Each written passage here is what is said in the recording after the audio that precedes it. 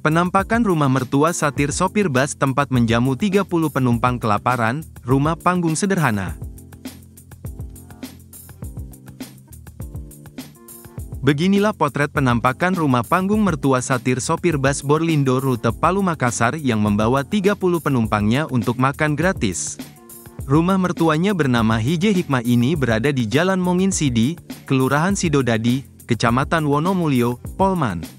Di rumah panggung itulah satir menjamu 30 penumpang pada saat hari Lebaran, Rabu, tanggal 10 April tahun 2024, lalu. Tampak dalam rumah tersebut sangat luas sehingga mampu menampung puluhan orang yang hendak makan di sana. Suasana rumah mertua satir itu pun masih tampak asri meski jauh dari rumah tetangga. Sehingga menurut istri satir bernama Hije Ika, para tetangga tak terlalu menghiraukan banyaknya tamu yang berdatangan di rumahnya. Diketahui, satir rela mengajak 30 penumpang yang hendak mudik makan gratis lantaran semua rumah makan tutup bertepatan dengan hari Lebaran. Sehingga ketika para penumpang merasa kelaparan, ia tak sungkan mengajak untuk ke rumah mertuanya. Istrinya bernama Ika ini mengaku sempat mendapat telepon pada malam Lebaran, satir akan singgah di rumahnya bersama rombongan. Ika bergegas ke pasar Wonomulyo pada malam Lebaran saat suaminya memberi kabar akan singgah. Membeli sejumlah kebutuhan makanan, menambah jumlah makanan untuk hari Lebaran. Menantu dan 4 orang anaknya ikut membantu menyiapkan hidangan di ruang tamu.